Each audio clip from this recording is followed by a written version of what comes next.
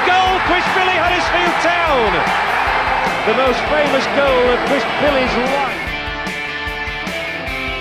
Is this the moment for Lee Fowler? It is.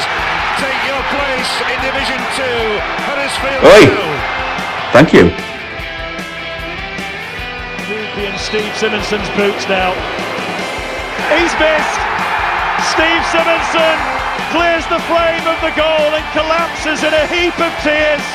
Huddersfield Town are promoted. Mustafa Schindler has a chance to write his name in Huddersfield Town legend. And he takes that chance!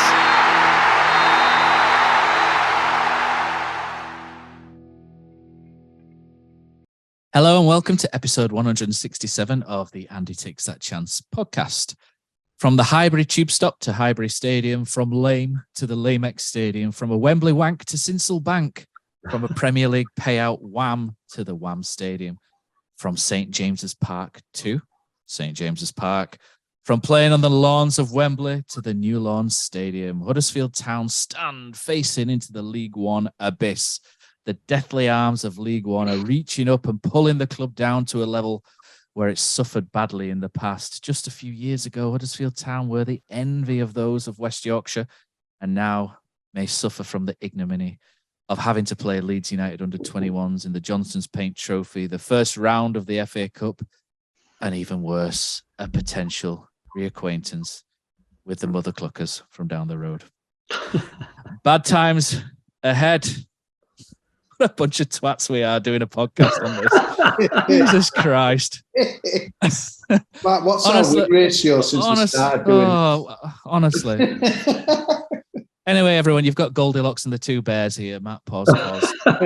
What a trio of absolute whoppers we are doing a podcast. Let's do the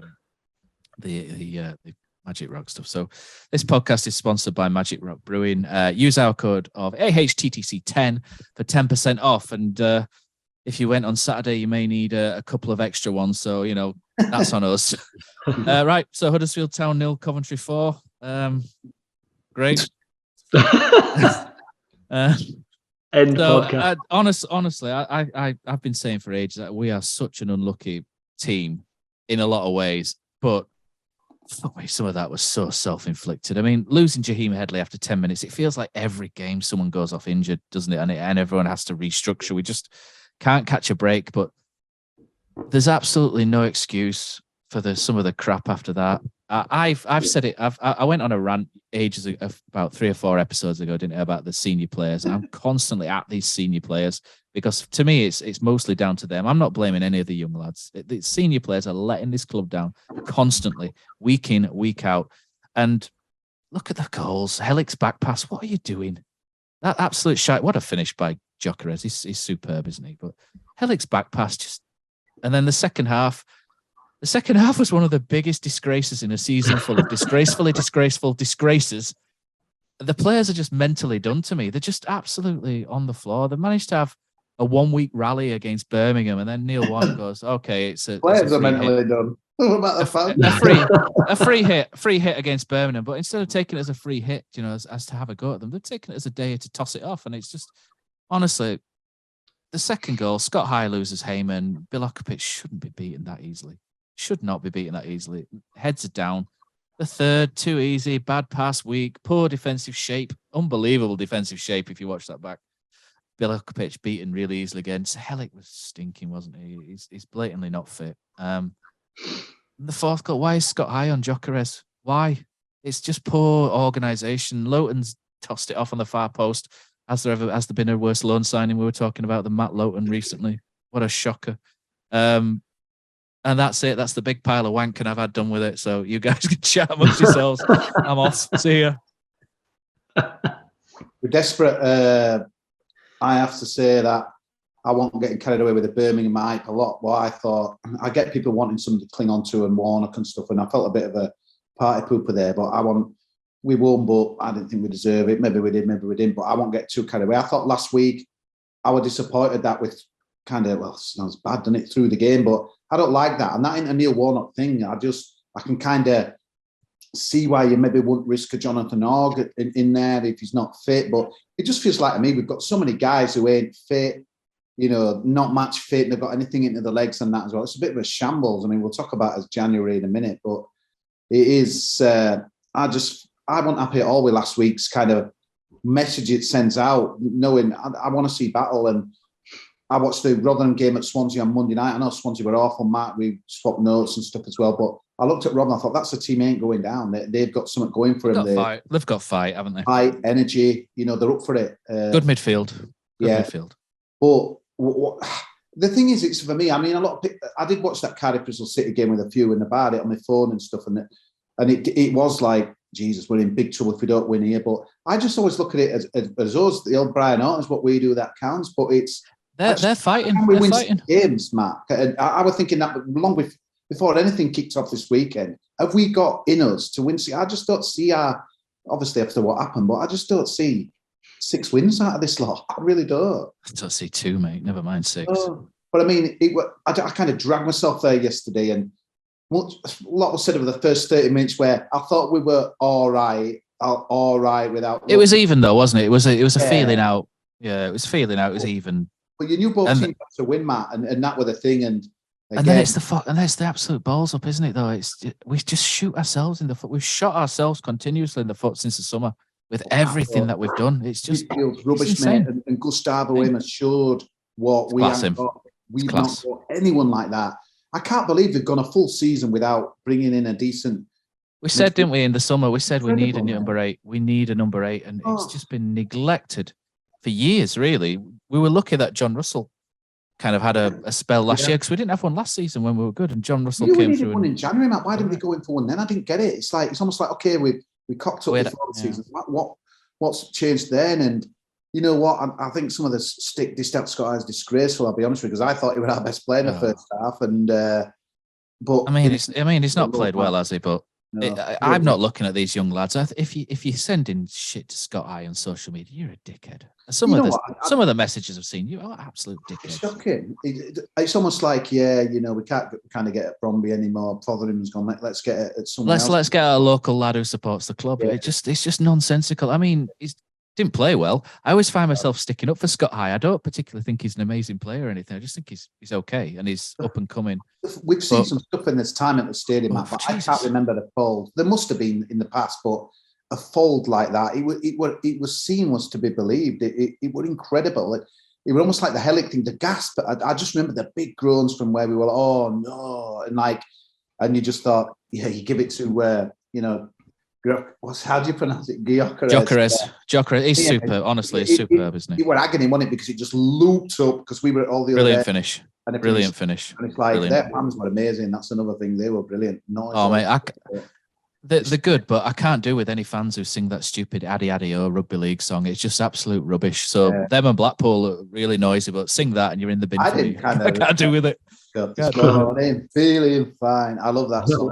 Yeah, that's decent. Yeah, they were brilliant, noisy, and they can't. You know what? When you look at what Matt Robbins has done there, 2 promotions out of 2, 1, and you won't bet against them going up again as a bit of a dark horse, Matt, because they've got. Part of me thinks they've probably not got enough, but if they can get in the 6. Matt Robbins has done that against a really bad ownership as well. He's done a phenomenal job against Sisu, who were SISU, if that's how you pronounce it, who have really shafted them around with having, they've had no home for a couple of seasons. They've been absolutely shafted around, and he's built a really good side there. And I thought he would have done similar at Huddersfield if he'd been given the tools. Yeah. But I don't think he was ever given the tools. I think he got messed around something chronic at Huddersfield. I just think it's just pathetic. I mean, his knockout's never been seen to be fit from the start, and a game like that, surely he starts. But it's like he can't be anywhere near fit. It's just so bizarre. So many of them signings in January, so bizarre. And I thought Matt Loughton's best game was last week at Burnley, didn't you? But honestly, he was so bad yesterday. He was that. I think it was second goal. The pass literally goes straight past him. It makes no attempt whatsoever. You know what? To try and get it. Chris Green Chris Green said today, and that's fair enough. Yeah, he's not playing in the back 4, in his preferred position. But I get that. But I'm sorry, what he's done every other game is a mistake. It's you can't excuse some of that. I get what Chris is saying. Play him right. He's a 33-year-old fullback with a couple of hundred Premier League games under his belt. Exactly. It's not a young kid, is it? I'm not having that. I'm not having that. No, but I mean, it just I get the body language. I just the biggest one for me, and it's incredible. I just looked at Neil Warnock, and it were almost like he's thinking, what have I done? There was nothing coming from him. Even he looked to beat a man, and part of me still wonders why he come back, Matt. I know you could. It's the ego, Matt. He looked at the table and thought, yeah, we could do it, because I thought when he came back, he was nearly Mission Impossible. But it's wow, it's in his blood. It's in his blood. Yeah. If anyone could do it in this short space of time, it's Neil Warnock, isn't it? It's just, and he's still the best man we could have gone and got, isn't he? If Neil Warnock can't turn this around, then at least you die trying, don't you? In terms, that's what's really interesting for me, Matt. Because last week at Burnley, that's not Neil Warnock. It's all right, saying with a free and this and that and the other, but Neil Warnock's teams do not just let other teams do what they want. He's a good manager. He's a good manager, mate, but he's not a thoracic surgeon. He can't give these players a spine. But he knows that, doesn't he? He knew last week, the team's not capable of doing what he wants to do. He can't bring anyone in. And honestly, I reckon if you had him on our podcast now, we're just like, guys, I can't believe how bad it is compared to what we thought. And this is where I'm at odds. We have quite a few people who are saying we've got the players that we should be doing better and this, that, and the other and stuff. And I mean, you can maybe say that in August when we had the kind of more fit players. And obviously, Sober Thomas was still there. We had a decent keeper, Nakayama were there. And it is just maybe a fit turtle, maybe I'm clutching there. But it's honestly, what a mess. And it was sad to see the ground at the end. That photo I put on it. Yeah, that was the emptiest I've seen it at full time for years. Even back in when we were really bad under Wadsworth, and there's been some shocking results, haven't there? But it was reasonably full, wasn't it? Or it looked reasonably full from where I was to start. I was quite surprised. I know everybody came back for the Birmingham game because it was Warnock's first match, but even after Burnley, people seem to stick with it. But I'd imagine all those that made a return for Warnock's return are probably not going to bother on Tuesday night. And I think it was one of those days. -4 on Tuesday night. Pause. Probably like the goal. I wait for that. But it had a strange day. I think obviously we'd gone to Burnley and got beat 4, and then I were in pub beforehand chatting to a few people, and it were, do you know what? Yeah, all right. We don't like it, but we accept it, and today we can go again. And I think I said last week that if you do what you did at Burnley and back it up with 3 points against Coventry, it doesn't matter. But to then concede another 4 is disgraceful. It's 8 goals in 2 games we've let in. It's not exactly confidence fulfilling, is it? But when Cardiff won before our match, you kind of had that. I looked at the table and if we don't pick a point up here, or 3, we're going to be, at least maybe 3 wins from safety. And during game, you make that mistake, and then you look down and you see that Rotherham have gone in front, and everything just kind of culminated together yesterday to just be the worst day that it could possibly be. I agree with you, Matt, that the senior players need to step up. They need to start taking more responsibility. What Hellick were trying to do yesterday were beyond me. Even if he makes a good connection, it's going to be a really awkward back pass. It's going to be difficult to deal with. Put your new, young, unexperienced keeper. Don't do that to him. Just put it out for a throw-in. Use your right foot, or hook it out for a throw-in and reset, and that goal didn't happen. And it was quite even till then. And then, as Cosy says, as soon as that ball dropped, there were the groan, the Galfarm groan, as it got nicknamed once. And you knew what was coming. That was 1-0, and it was game gone. It was just done. And 2 quick goals in second half, and there were many wonderful were leaving because there were absolutely no hope. And everybody knew that. I think players knew it. We knew it. Manager knew it. Everybody there knew it, and it was sad to see. I don't blame anyone for leaving. To be honest, it's not like we're chasing promotion and we're 5th and we've gone 2-1 down and everyone's going to sack this off to the pub. It's just been a kick in the balls after a kick in the balls, week in, week out, and the fans are they're not. Why bother staying for I think the fans have been. They've been decent on the whole. To them this season. We've had seasons before where the booing and the abuse would have been ringing around that stadium. It's been odd little bits here and there at half time and full time, but we've not had mass scale chanting against anybody. We've not had sort of outside ground type protests and all that sort of stuff. I think the players have got away with this lightly. And I think somebody put on Twitter, when the eventual, moment comes, that these players, they don't need a lap and people say, clapping them for their efforts, because quite frankly, their efforts have been non-existent for many weeks. To be locked in stocks and have rotten fruit thrown at them, I think that would be. It's a disgrace. Joseph is a shining light, mate. He's unbelievable. He's a young lad. He's not even. He's all right, isn't he? He's actually. I mean, yesterday again, he was getting the ball and there was no one backing him up. It was a joke, man. Honestly, it's like he's going down that wing and it's like two men are on him and he's still keeping hold of the ball. He's looking behind. There's nothing there. It's just pathetic, man. Our fullbacks and midfield are abysmal, mate. It's there's just nothing. I like Kung Bo. I really hope he's here next season, but I won't blame you if he got as far away from here as possible at the end of the season. Here's one. Why do Huddersfield Town, when Huddersfield Town get relegated, why is it just this massive sea of shit? Why is it always incredibly toxic? Why is it always disastrous and it takes ages to recover from? There's lots of clubs get relegated and they don't throw the towel in and everybody's still pulling in the same direction and they bounce back.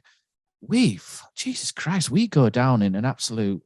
everything's on fire, isn't it? It's I can even remember dumpster fire as a kid. People panic. That's why people panic. No, but it's not. Malcolm McDonald did a Matt. I could just vaguely remember that as like 10-year-old or whatever. But we would have joked then when we lost 10-1, we let 100 goals or something like that. It would have joke and took us. We've got, and that's what the worst thing for me. It's like, God, we're going in a tangent, but I think just one of those podcasts and there's so much to get off your chest, but. There's not a lot to build on like for next season whatsoever because you're thinking, we've got Lee Nichols, but as if he's going to want to hang about in this slot. And Kamara looks, the way they seem to have managed Kamara, no wonder the lad's shot to pieces and will even Ebady in it. There's hardly anything you'd pin your hopes up on. The only crumb of comfort. Pat Jones, maybe.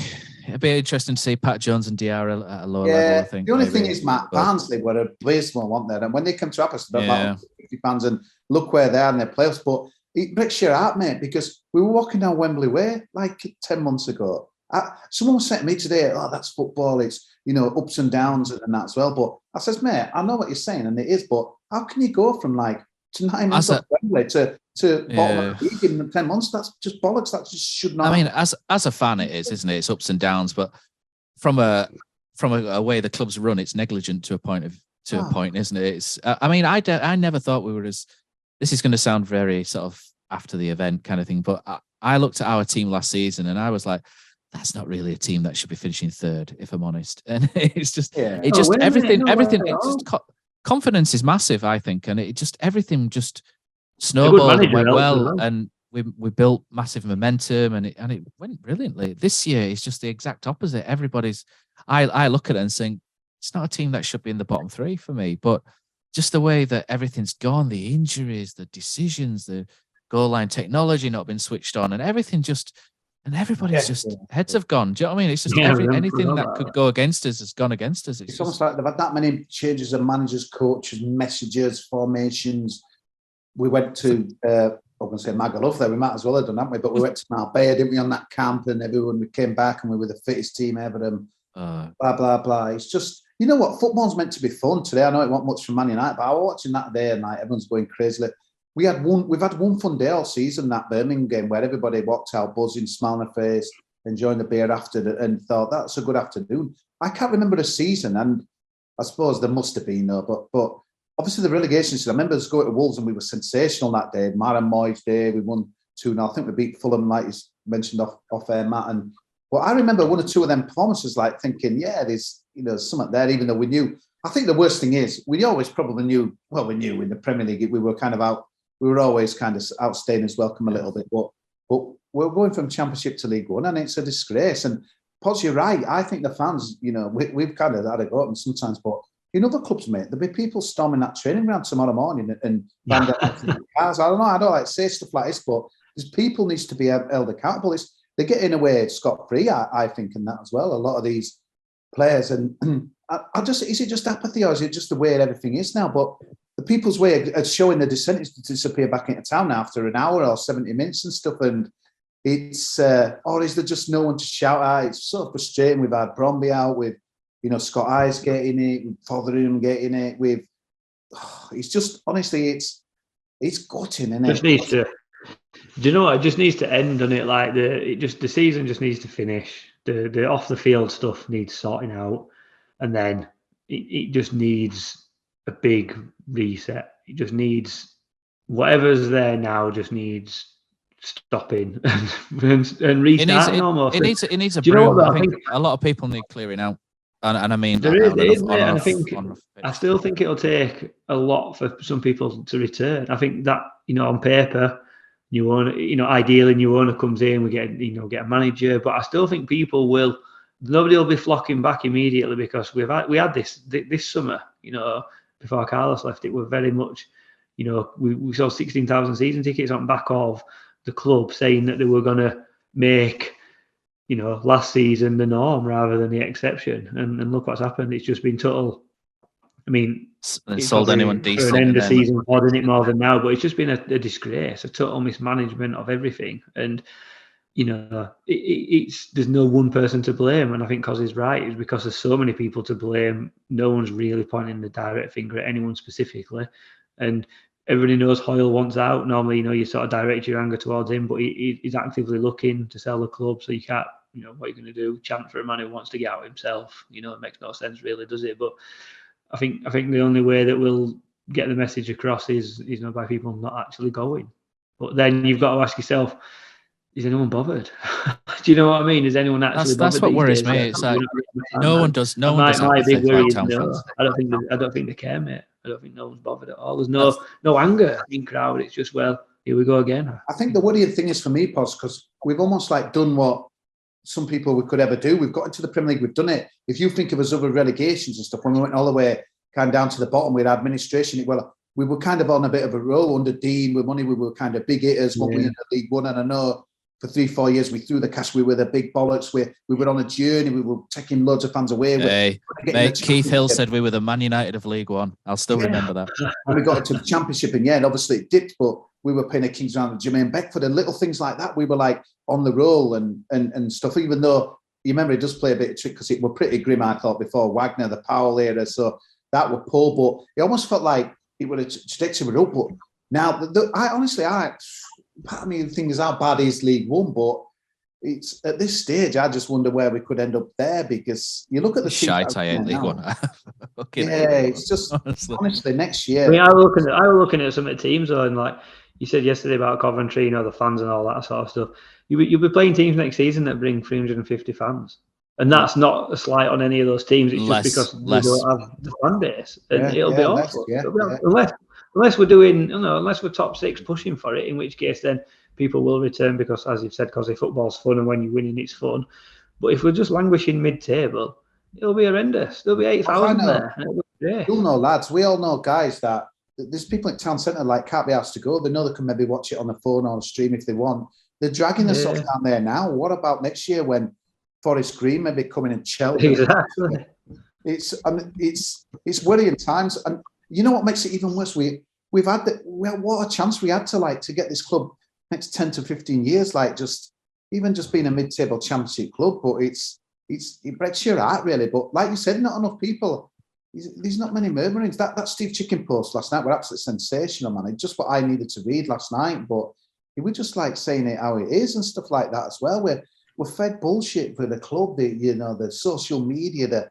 I'm sick of they've arrived and here we are. Just absolute bollocks. We don't want any of that. We just want a team that gives a toss. Not aimed at you though, is that stuff, is it? No, it ain't Matt, but it's just it's not for a pushing 50-year-old man, cause is that? Matt. I thought today were bad enough for you. Do we get any discount for 50-year-olds at the stadium? Yeah, bus pass. Yeah, your bus pass. At least you get free travel. This free travel you've been on about to football games recently. Yeah. So it gets to a point where you just them goals were they weren't really impossible, because you just you thought, why are we? You were waiting for it though, weren't you? You were waiting for it. This honestly, the soul's been ripped out of this football club, hasn't it? And it's sad to see. And someone sent me a message on Twitter, and the only thing they put something that stood out. And it just said, in Japan they say that the fish rots from the head, and I just thought, yeah, that's really true. It's this is a top to bottom fuck up. But you need good people in your club, Matt, to get it going again and that as well. And I can't associate. You shouldn't be able to associate a relegated team, although maybe there are sometimes where a team goes down and you're proud of them. They're punching above the weight, stuff like that. If you think of that Premier League team that went down a little bit, there was still a few good players. Obviously, Schindler were kind of still around, and a few of us who you were Mounier kind of you're still people who you like kind of had a bit of affinity to, a bit of love for, because obviously they've done good things, a bit before. But this lot, absolutely. There's not many redeeming characters, is there, in this squad? Not his fault, but But after that, honestly, how many of them players are fit, Matt? It looks like to me we've got. You remember when you used to play Football Manager? You used to have like the energy or kind of the fitness. You used to have guys who were like 78 and 80, and some were 100 and some were 60, and you had to. That just feels like our squad now. It's like Warnock is anti-Nokia. What is he? 40, 50. Ward 60. It's embarrassing. We haven't even got guys. Ellick looks knackered. Is anyone fully knackered? Yeah. They don't look anyone mad. Hogs on one leg. It's a team that it's embarrassing. It's dear to its followers. Yeah, we so deserve. I think that's the thing. It's still going to hurt when that R's next to our name, but we totally, as a club, we totally deserve to be going. We totally deserve to be going. We've appointed bad in all areas of the club. We've treated the championship like a piss take, on and off the pitch, and I think it'll still going to hurt. But like that Birmingham relegation in what were it in 2000 and 99, 2000, 01, yeah. 2001. That felt cruel to me, even though maybe it won't, we maybe deserved it, but it felt cruel. It felt like we had something ripped away, and. You think of the Premier League where we didn't. We shouldn't have really been. Well, it's still annoying, but we were done from Christmas. But this kind of feels a deserved relegation to me. It's self-inflicted. It's death by 1,000 cuts, and I had to be careful not to put an N in there as well. But it's a miserable season. Like I was saying a few weeks ago, this season for me is on a par with the Wadsworth season where we couldn't afford to sack him and we had to bring him back and things like that. What an embarrassing season that was. But after that season, we had a good one under Jacko, didn't we? So it's like even to take it forward and stuff, and obviously it's all interlinked with the ownership and what have you. But I don't even know. Can you even talk about that now in the next season? Because there's so much needs to be done, but. We need it's not. We're not relegated yet, are we? So it's looking incredibly likely, but we're not done yet. Get them points deducted, EFL. EFL, are you listening? Exactly. I've seen murmurs of Birmingham getting an 18 point.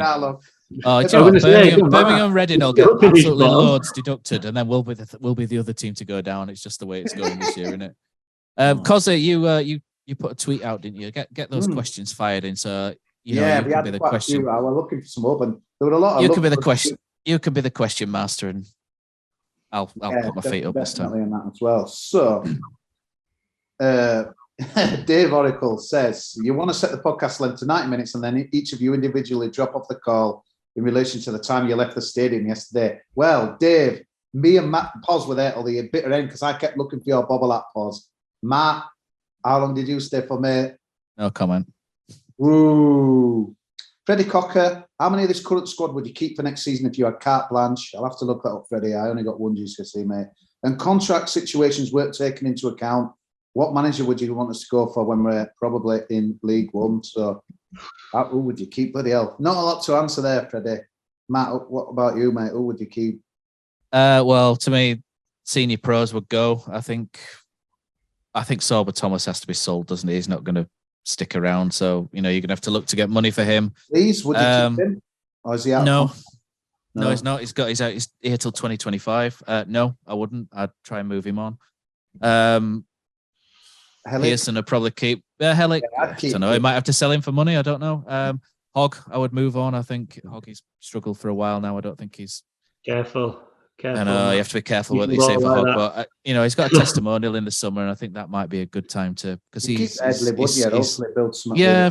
I'd keep Head. I think there's some of the good young lads. I think next year for me, next year for me, it's got to be a season whereby you look at the young lads and you've got to work out who you can build around. So Kamara, I think I'm not. He's been offered a contract all season. He's not signed it, so I don't think he's going to stay.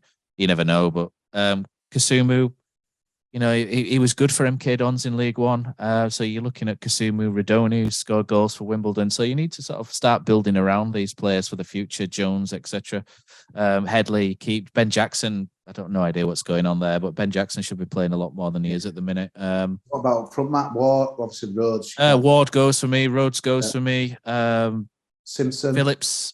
Simpson. Well, Simpson is a player that's coming through. Hudlin, I think, goes out on loan. Kieran Phillips might be an interesting one next year. He's done all right in League One. All right in my kitchen, Matt. All right in my kitchen. What am I going to do? Yeah, that was my fantasy championship team name. It's that all season. Yeah. Again, it's just see how these get along and try and build around your young ones. Diarra, yeah, is obviously one you'd want to build around. So, you know, get him as a number 10 and in a strong position rather than as a bloody wing back. I suppose without a name, Matt, I think the thing is the manager ones is that I just want to think, because if you think like when Michael Duff reported at Barnsley, they'd be like, what's the point of him? It's they did difficult. a job at Cheltenham, but it's like, do you go for a kind of like low division manager, maybe take us up? Because Matt Taylor's doing a good job at Rotherham, Matt, I think. Yeah, it's difficult because obviously part of me wonders whether, you know, Warnock said he wants to sort of maybe can help out. I don't know whether they'll look at a Ronnie Jepson, Kevin Blackwell combo. I don't know if it's a good idea or not at this stage. It's all dependent though, Cosy, on the ownership situation. Because if Dean's still here next year, then there's no money to spend, is there? Because obviously he's on his way out. You see, you know, if Dean's trying to sell the club and he's not put any money in January to try and keep us up, so using that rationale, he's not going to try and get us back up next year, is he? I think his time for throwing money in's done. You know, he wants out. Fair enough. To any of that? Any player? So I think No, I to, think. well, we're just going to say, Pos. I think it's the ownership needs sorting first and foremost before you can even say who and what you're going to do in terms of managers, because the budgets will be completely different. So you can't sit here and go, oh, get Chris Wilde and we'll go get promoted next year, because Chris Wilder's not coming to this shit show next year, but he might if there's a decent consortium takes over. You don't know. So it's just it's too up in the air. Everything's just too up in the air to sort of look too far into the future. I think that's a big problem as well, Matt, to be honest, because usually if you're in our situation, you know, don't get me wrong, you can get relegated on the last day of the season. But if I were, any sensible person who's been involved in Huddersfield Town looks at that league now and starts planning for League One for me. So these conversations about who we keep and who's going to be there would normally be looking to be put together. But because we've absolutely no idea who's going to be running the club, that can't happen. And, you know, until that happens, it's literally anyone's guess. I think just going back to manager, someone asked me this a while ago, and I mentioned it on here when Danny Schofield came in, that I just want someone to come in who's going to be there for more than, well, half a season. It's going at this rate, innit? But someone who's going to be there for, you know, maybe 3-4 years, and we really stick by them, and whatever philosophy they have, we really buy into it. I know we kind of did that under Wagner, and then the problem was that when he left, there was no one to succeed him. But the club doesn't build, though. That's the problem is, because of the club doesn't build. It just, as soon as it gets a few decent players, it tears everything down and starts again. Yeah. You know what I mean? It's just so you need a complete cultural change at the football club. Yeah, that's what I mean. It needs more long-term vision rather than, you know, one season. It needs to be right in 5 seasons. We want the club to look like this. We're not necessarily. There needs to be a good plan, doesn't there? About what division we're in. It's going to be that, you know, this is the way that we play. That the youth teams fill in, they filter that up, and it needs a full club reset rather than just a first team type thing. Yeah, for me. definitely. You know, again, until we know who's going to own it, we can't really say, can we? It's difficult. It's like what you Next said. one. Ripping. Yeah, good question, but it's kind of unanswerable at the moment, isn't it? Yeah. Next question. Yeah, ripping everything up. This is a point I think really from Dag Barnett. We need the change of ownership ASAP. Now next season isn't that far away, just like we've been saying, and those in charge need to give over a fighting chance of resetting. The Premier League legacy is nothing more than a memory. We must focus on the future or risk this continuing. Andy K, we're done. So not a lot to say from Andy. But 4 words, we are done. We done, yeah, maybe. The seldom seen kid, given that Warnock won't be here next season and that Oil may not either, what sort of owner and manager would you like to see? New blood, foreign, or tried and tested? I must admit, I'm always one of those. Now, I think I'm an old school, but I loved it with Dean when, you know, local guy from down the road here put his money in a fan, etc. But you know what, Pos, you've got a young lad that's grown up and yours, but I think people now don't give a shit where they're from. where the money's from. Even there's no local owners anymore, is there, in the top two divisions? Not really. I think a lot of fans wouldn't care, would there? If it came from Saudi money or something like that, it would matter for me. But I think I'm in an old school, really, and it does matter to me. I think morally you want someone who's decent, who's going to, look after the club, don't you? And to be honest, there's a lot of good owners have come from all over the place. It's, and there's a lot of bad owners come from all over the place. And there's, people who support football clubs or say they support football clubs who've taken lots of money out and seen them go bust, and that's not Dean Hall. Before anybody thinks I'm talking about Dean, you're looking at situations at, Bury and other places.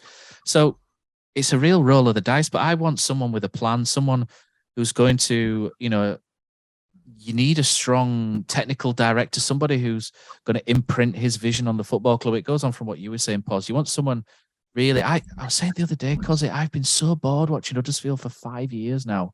I've genuinely not really enjoyed going to watch the club since David Wagner was here. It's just been so dull. I want someone to come in. The season we stopped up, Matt, or even including half of that. No, I'd include half of that. I enjoyed because we were, and I understood the ends meet, etc. Yeah. But I really haven't enjoyed watching this. I want someone to come in and say, right, we're going to play front-footed football. We're going to get in people's faces and we're going to try and pass the ball around and play a decent brand of football. And I want us to build towards that. I don't want to be going out and signing cloggers from the lower leagues. No disrespect to some of the players we've signed in the last 24 months. But honestly, you'd watch us last year and there were players who couldn't pass a ball 5 yards. It was painful to watch them. I want people to be comfortable in possession and to be able to knock the ball around and pull oppositions apart and wingers have a go at them and not just rely on set pieces and staying in games. It's dull, it's shit. You're not asked whether it's a tried and tested manager or a foreign manager, Matt. It just been someone. Just somebody who's going to bring excitement back to. Someone's going to bring some form of excitement. And I don't like League One. I want to get promoted as soon as possible. So I would genuinely have a really shit season of 1-0 wins where we scrape up on the last day just so I get out of it. But sounds like that was what Wednesday doing, man. But long term, I want to see us. I just want to enjoy watching us play football in the second tier at least. And for me, that's fine by me. I'll go watch that. I just don't want to see us struggle. I don't want to see people come in and say, "Oh, we can't compete with Coventry City. We can't." Oh no, Blackpool have got so many good players. We can't come. Oh, God, I'm sick of that shit. I'm sick of us downplaying everything that we do. I'm sick of us looking at ourselves as some kind of Rochdale or Accrington and playing up to that stupid crap. And I just want us to stick our chests out, play some decent football, and bloody some noses, like you say, Cosy, and that'll do for me. I don't give a shit about anything else. Yeah. And run it properly and run. I like all the community stuff. That's Pause. Hope to add to that.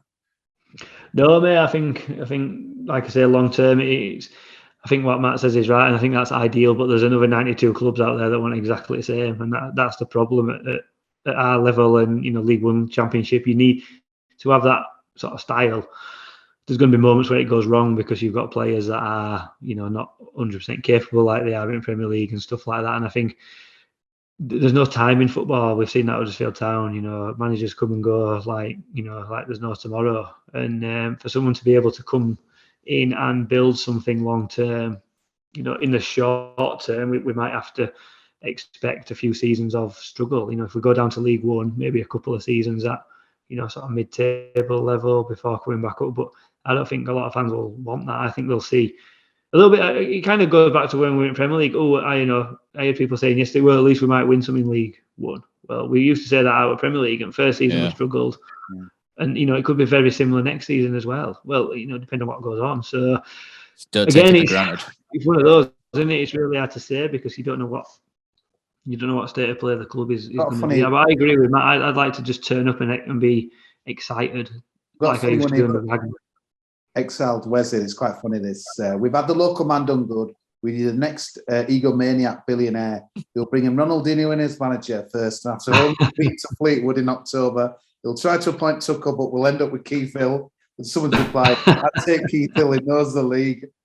Someone, but he knows the club DNA. But that's Claire Hill asks, well done on recording a pod. Cheers, Claire. But we want some cakes next time, mate, for it. But no words. This is just for me. Which relegation hurts you most? 2001, she says. I think for the sheer shock that just happened because I thought we were out of it. That was it for me. I'm sure we were like 16-1 to go down that day, but yeah, each relegation's kind of got a different feel to it, hasn't it? I mean, I don't know what you guys feel. Obviously, we were dead from Christmas onwards, weren't we, in the Premier League one? I remember vaguely the Super Malcolm McDonald one. We were absolutely the joke. Well, we lost 10-1 in that November that season. We were down about a month and a half before and stuff as well.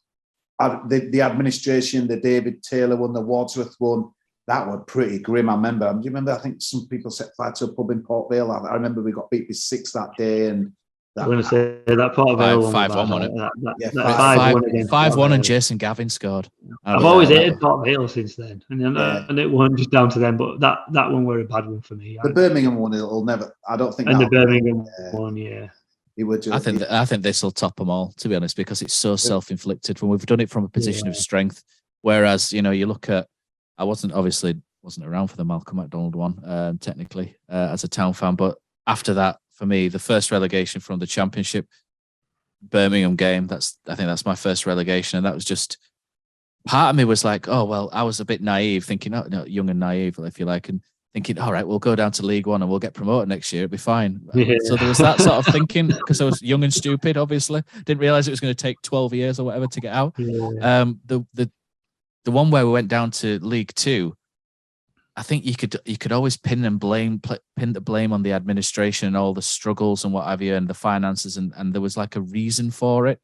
The Premier League season was just, look, we were out of our depth, weren't we, as a club, and we acted like it from halfway through the first season. But this is so self-inflicted, and from a position of such strength to go and shit on it and end up where we are is just so bad. So we're not down yet, obviously, and we could still stay up in, miraculously, but this would hurt more than any for me by a long way. Craig Oldroyd covers a lot of that, Matt. He put, have a slither of vote left, we can survive, and it is either slither. But by the end of Tuesday, it'll evaporate too. As a lifelong fan of this club, I feel that we've all been cheated by events really since the Premier League, and talk of the sustainability that would bring. Yeah, he's right. Yeah. Dukes tries to add some positivity to what is understandably likely to be a negative episode. You know us too well, Duke. But he's putting, what do you believe are the positives of getting relegated? He says he'll start it off cracking away days, possibly renewed rival with Bradford, and a chance to develop youth at more appropriate level ability-wise. No. Duke's trying to turn it into... No, I'm not having any of those. Sorry, Dukes. Don't you like Papa John's pizza, Matt? Oh, Jesus Christ. No, I'm not having any of those. What good away days are they in? I've never been to Shrewsbury. I've got no idea. Or a vegan platter at Forest Green. I've got no idea whether these places are any good. But Accrington, I just don't fancy it. I really don't fancy it. Fleetwood, I just don't. I don't fancy it at all. League One will be good. Develop players, though, Poz. Develop players at a more appropriate level. You just get them poached. You know what I mean? As soon as you get a decent player, it gets taken off you. The lower down you go, the more likely that is. It's just not. It's just shite, and the financial mess that comes with it, and then having them lot laughing at us if they're in the same division, going, "Look how shit they are now." That just, after I've been doing that to them for 20 years, just an absolute kick in the sack. Is that? As much as I'd like to play Bradford, I would be very scared if we were going to lose, and I couldn't handle that. I can't. After I've been laughing at not them too many quietly for Bradford 20 years.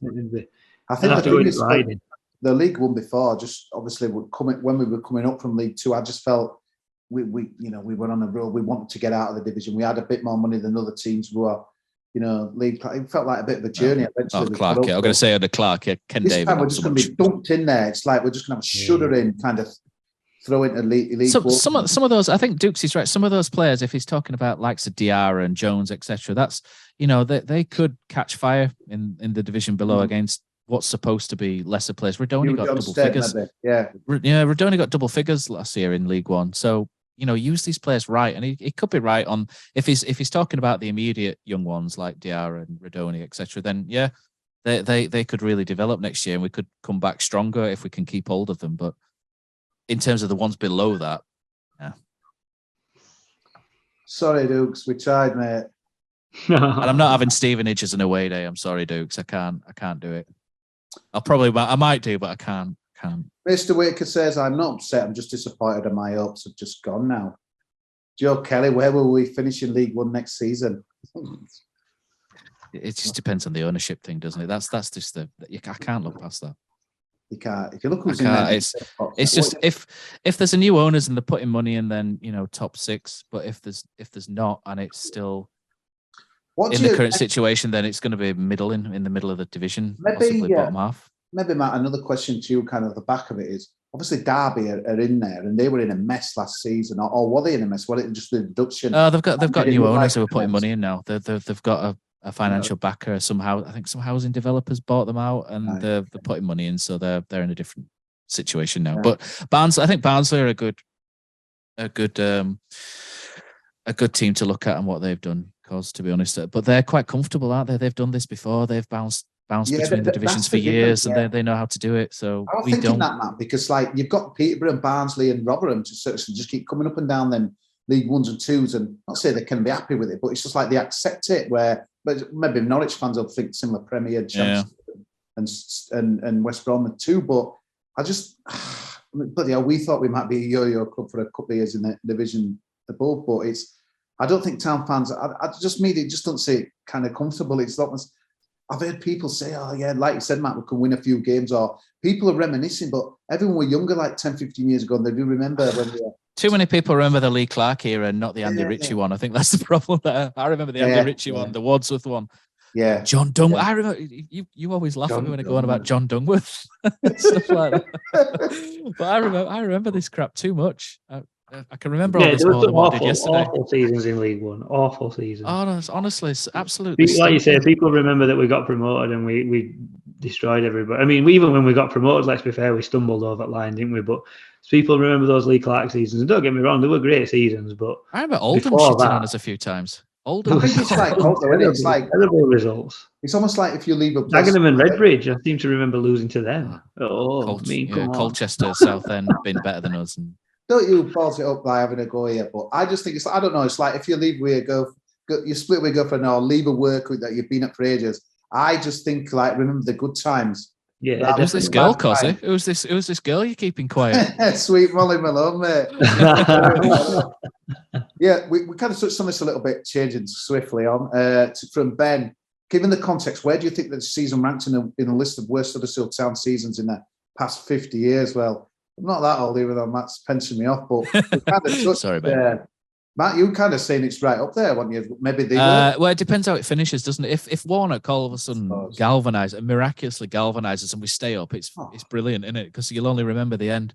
But if we go down and we finish bottom and we're absolutely crap, then this is, I've said for a while, this is level with that Wadsworth year. Those are my two worst ones.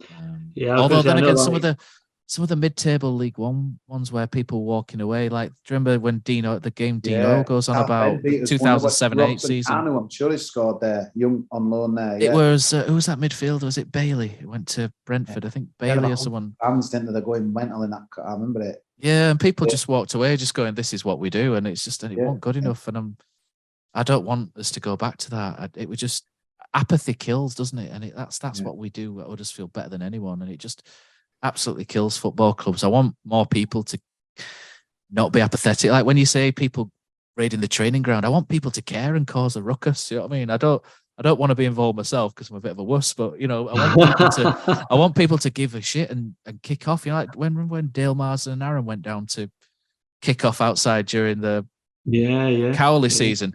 You know what I mean? Fair enough. You know what I mean? Go. They care. I just don't want people walking away in the thousands just going, I can't be bothered anymore, because that just kills football clubs. And I don't. And that's the worst thing about football for me, is people just not really caring about you anymore. And that's how many will be there on Tuesday night? Not. I'll be there. I'll be there. Freezing. No kids' parties, Matt, at 8 o'clock at night. No, none this way. No excuses. There's loads. I've got loads coming up, but I miss, I think, Middlesbrough, but that's it. It's not going to be 10,000, is the Tuesday? No, it's going to be -6 for crying out loud. It's bad enough, going out in that. And that's just the score, pause. Well, yeah. Bloody hell. So, Joanne says, do you think Warnock will tell Hoyle some untruths about his team? I think that's guaranteed. I think he's probably already done that, to be honest. Yeah. I don't think Warnock knew what he was getting into. I fully agree that he just kind of looked at the table and went from there, because I don't think he'd have put his name to something this bad. Nah. I think you look at the thing is, you look at some of those players and you think, Tom Lee's got in the playoffs last year. Yeah, on paper, you think, these are all right, these, and then you get there and you see that they're absolutely bereft of any sort of confidence, and there are glaring holes in some of the positions whereby we're putting square pegs in round holes, and it just adds to a mess, doesn't it? Even putting like Hungbo up front and stuff, he's not.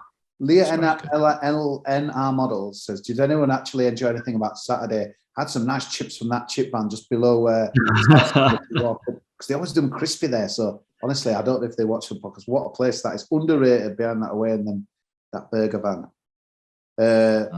Anything else I enjoyed about Saturday? Oh God. Do you know what? With football, it's one of them, innit? I take me two lads, and I always enjoy spending a day with them. Just us, bit of a boys' day out, we make it, and the result is always kind of like secondary. But when it's been this bad all the way through, it becomes it does take the niceness off the day, doesn't it? You obviously have a better day when you've gone and you've won, but apart from Nick Buxton coming onto the pitch, I enjoyed that at half time. Yeah, I'm too young to remember all that. Do you reckon we could get Mick Buxton on the podcast? I bet you could. You'd have to bleep everything out. You don't hang back. Do you remember that? You were on it, Matt, weren't you, with the one he did COVID? Do you remember? When I think Rambo hosted it, and that, I can't remember who was. Oh, yeah. I remember, there was a big Zoom, wasn't there? Yeah. It was good, though. Yeah, Dean was on it as well, wasn't he, on a deck chair or something? Yeah. We're good. Yeah. God, we're stage now and that as well.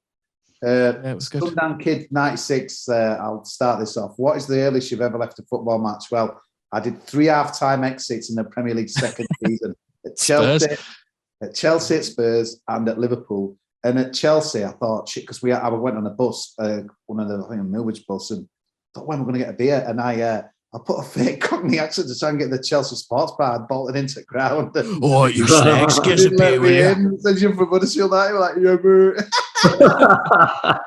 What do you mean from fucking Huddersfield? Give me a fucking beer. I had to walk about 2 miles, stuff like that, lager, but yeah, come on, Paz. You're the man, Mr. Loyalty.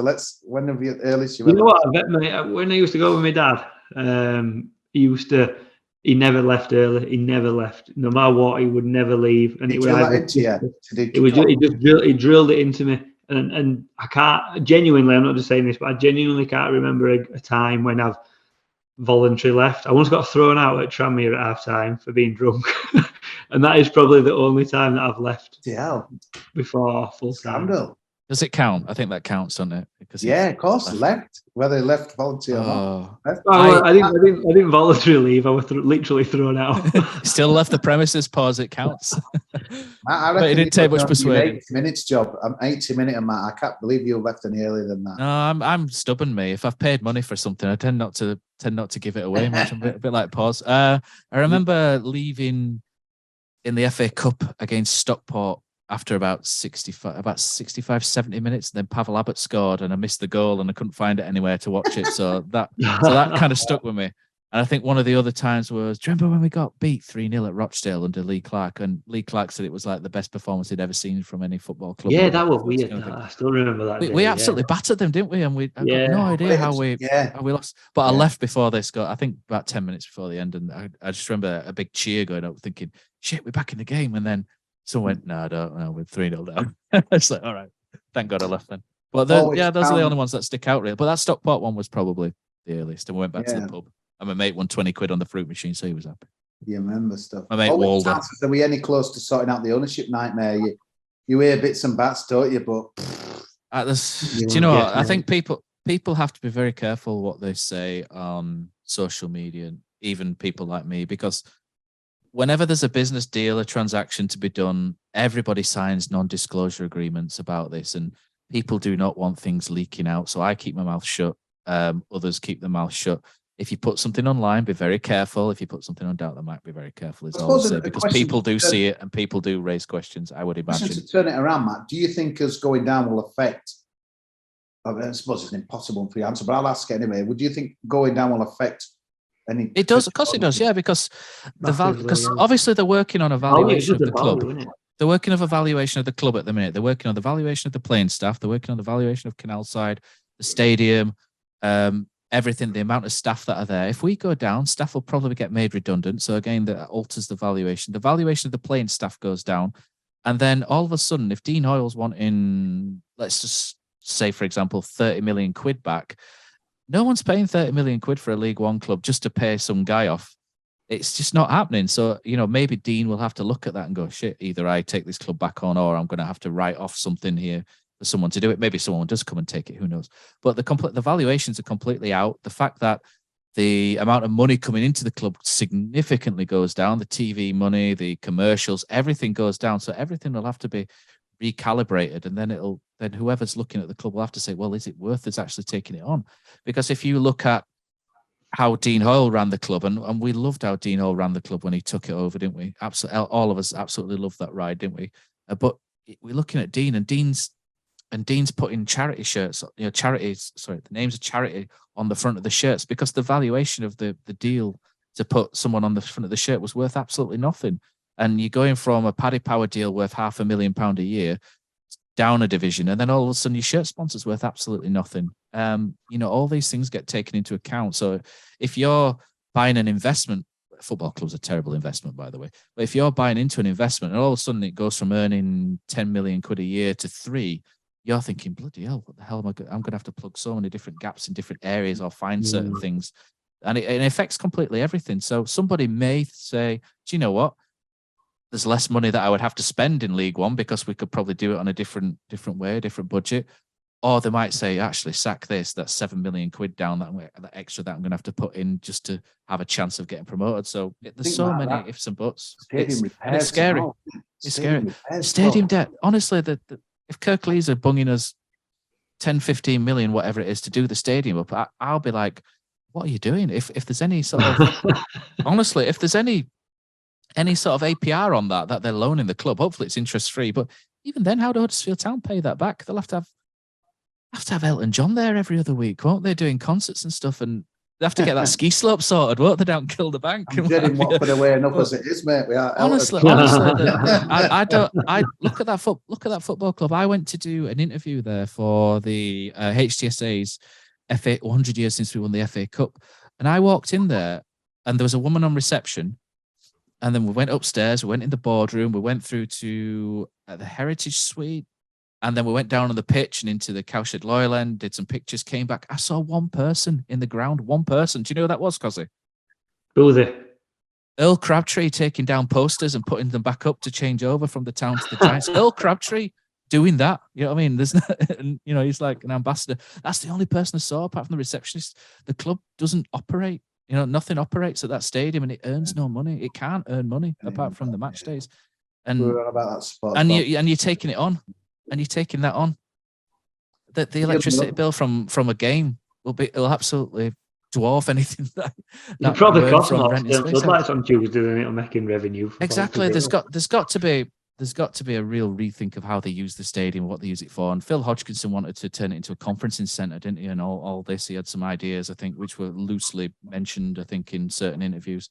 They need to do something with it. They need to get more concerts there. They need to get England women's games. They need to get under-21s. They need to get rugby league semi-finals. They need to use it. Otherwise, that debt is just going to sit there, and it's going to screw the football club because the council will just stick 2 fingers up at us and say, that's your shit now. Get on with it. So... it's a risk. It's so much risk. So much risk.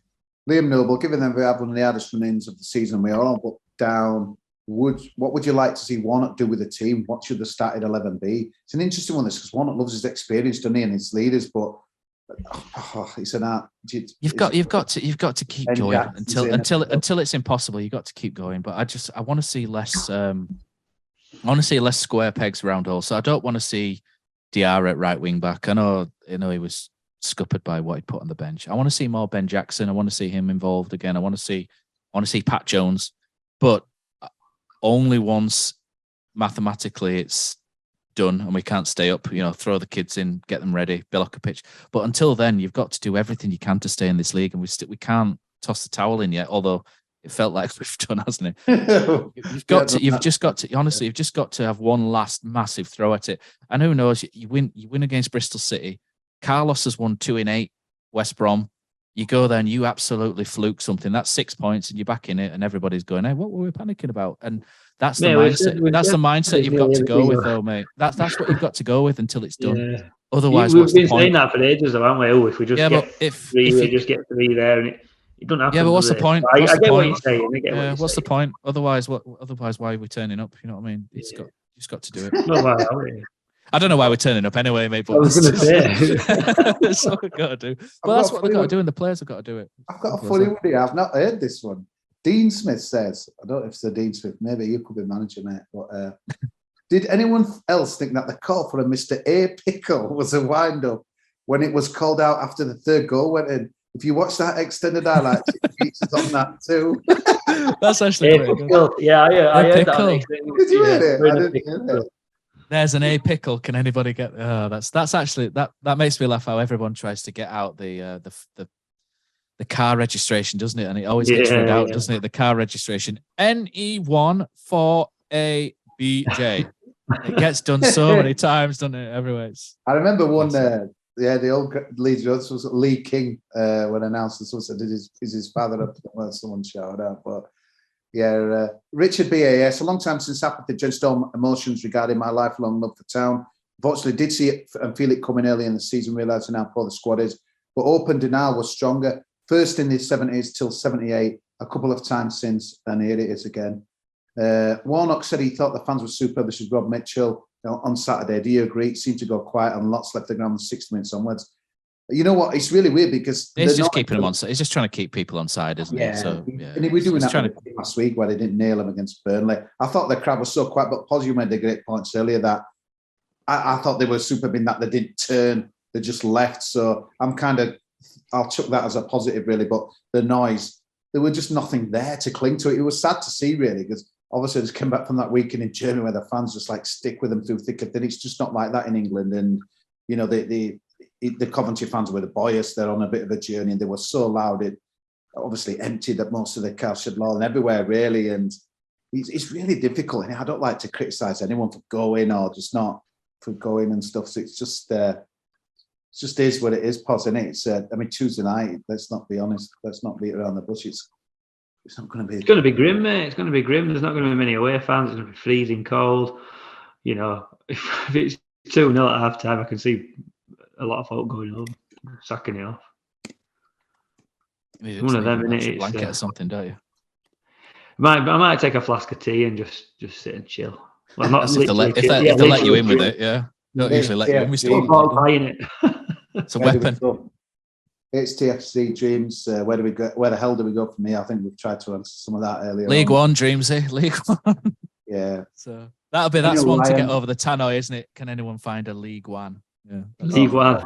League One. I'm going to try. See if anyone can get them to read that out. Yeah. Just said how quickly the downfall has happened. 1 year ago, we were smashing Peterborough.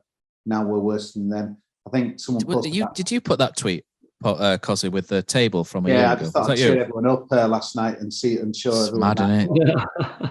12 months ago. Someone were funny. Someone tweeted back, and I thought they're right. So, since when were Peterborough were in our division last year and stuff, and then people say, no, what? It's like I was looking at Bournemouth thinking, were they in there? I think it just shows. It feels like years ago, doesn't it? It's I know we've aged. You know, you're going for your pension now. Me and Pos are a wrinkle. It's absolutely aged us this season. Dean Smith, this is a combination of 4 real poor transfer windows. You can't sell all the assets and then go shopping at Aldi expecting to keep competing. You keep buying and getting shit, you'll end up serving shit. It's not rocket science. You have to spend money to compete. Ollie Fisher, which League One away day you're most looking forward to? Come on, guys, just one. Give us one. If you haven't been to, I haven't been to Fleetwood. I haven't been to Fleetwood, so if Fleetwood is still around, I think I might have to go. Markham. They get some good fish and chips at Markham, no doubt. So. See Tyson Fury over there knocking around. And Morecambe as the international.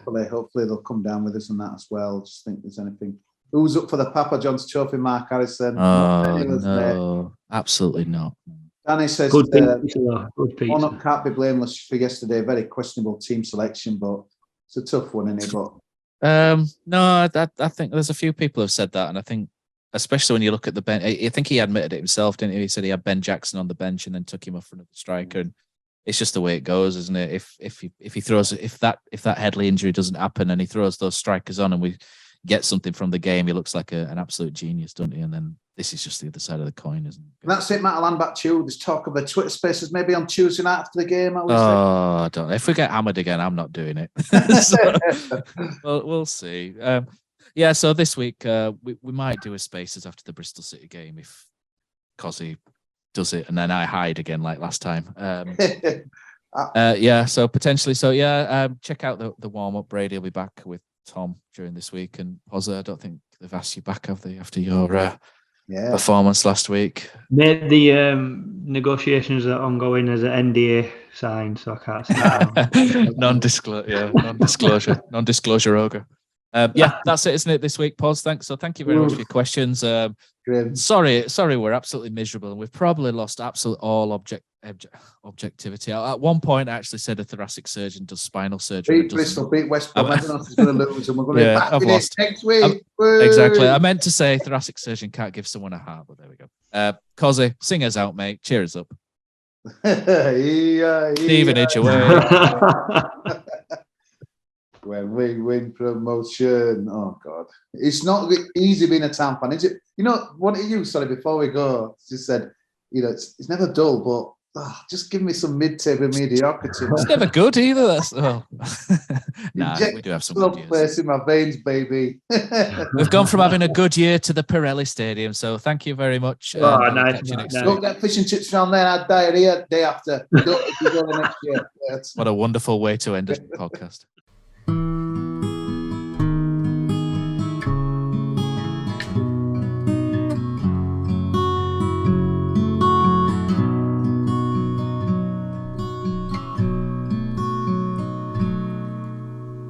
There's a team that is dear to its followers.